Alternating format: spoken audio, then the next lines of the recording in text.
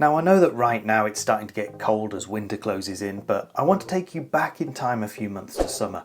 We've got a conservatory, and during summer that room basically fills up with dead flies.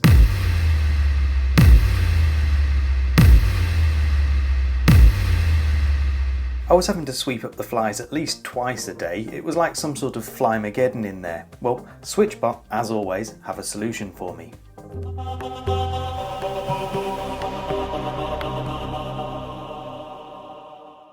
Thank you to SwitchBot for sending me their K10 Plus robot vacuum. They are claiming that this is the world's smallest robot vacuum. I don't know if that's true, but it's certainly compact. I've been playing with the vacuum for a few weeks now, and I have to say I'm very impressed. I have an old Lefant vacuum which was really bad. I mean, it was just totally pointless. It wasn't very smart, it would just move around the room randomly and mostly just brush the dirt into different places.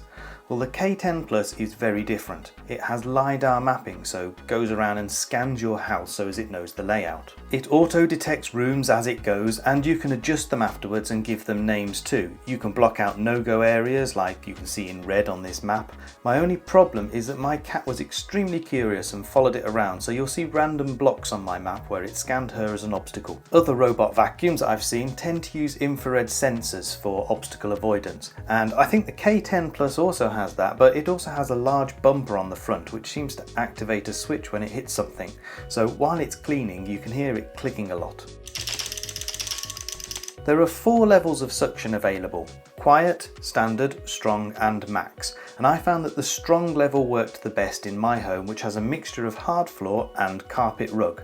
There is also a carpet mode setting you can enable that will turn up the suction when it detects it's on carpet. In our dining room we have a large table and several chairs, and this small sized robot is absolutely brilliant at getting in between all of the furniture legs. I mean, just look at the map tracking its path around them, squeezing through all of the gaps. It did a really great job. The built-in bin is very small and can't hold much, but once it has finished cleaning it'll return to its dock to recharge and empty into the larger 4-litre dustbin. A word of warning though, that emptying process is surprisingly noisy. Starting to empty dust. So as a vacuum on both hard and carpeted flooring, it is excellent in our home, which is full of obstacles, and to clean our whole downstairs, which is about 35 square metres of accessible floor space, takes about 40 minutes. But this vacuum also mops. Well, it turns out this is not quite such a great feature. When I say mopping, what you're actually doing is attaching a wet wipe to a paddle that covers the sweeping brush. The vacuum will then drag that around your room for a bit. Yeah, it does clean it, but it's about the same amount of work to keep changing the wet wipe as it is to just wipe the floor with it yourself. Don't really see the point in the mopping mode. If you want proper mopping, then you want to look at SwitchBot's other vacuum, the S10. The S10 can plumb straight into your fresh and wastewater supplies to do a proper cleaning job of your floors. It also has a waste dustbin just like the K10 Plus. At the time of putting together this video, the S10 is part of a Kickstarter campaign, so if you'd like more details on that, then check out the link in the description. Now, back to my conservatory. There's lots of little obstacles, nooks to get into and dead flies everywhere, so let's see it in action.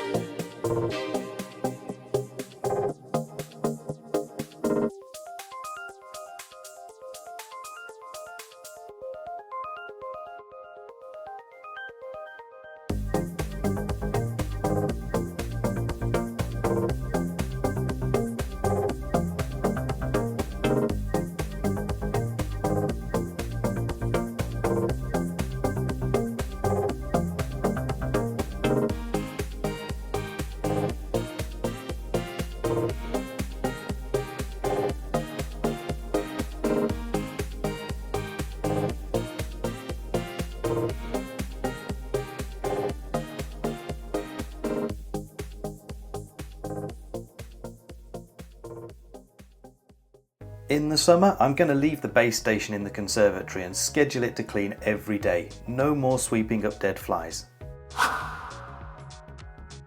Now, there are two main criticisms I have for this product, because despite this being an excellent vacuum, it's not perfect. Problem number one is with the dustbin. It uses disposable dust bags that need replacing every few months. The manual says that they last about 70 days.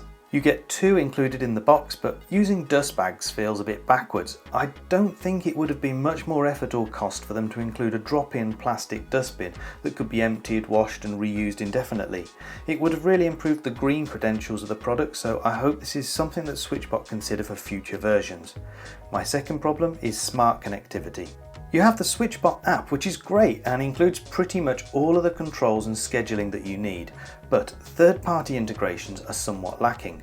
Officially, they are saying that it supports Google Assistant, Amazon Alexa, if this then that, and Siri shortcuts.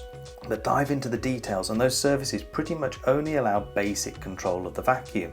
So you can start and stop the cleaning, maybe a couple of other things like return to base. But if you want to say, ask Alexa to go and clean a specific room, then you're out of luck. There's also limited control via the API and no Matter support either, so control using Home Assistant is out of the picture too. SwitchBot have said that Matter support is on the way, but at the time of putting this video together there's no timeline for that. That is a real shame because I'd love to have it all controlled and monitored by Home Assistant. As a robot vacuum cleaner, this is a great product. The setup process for me was seamless, using the app was clear and all options were in an obvious place. It worked first time and you can't say that about a lot of smart products.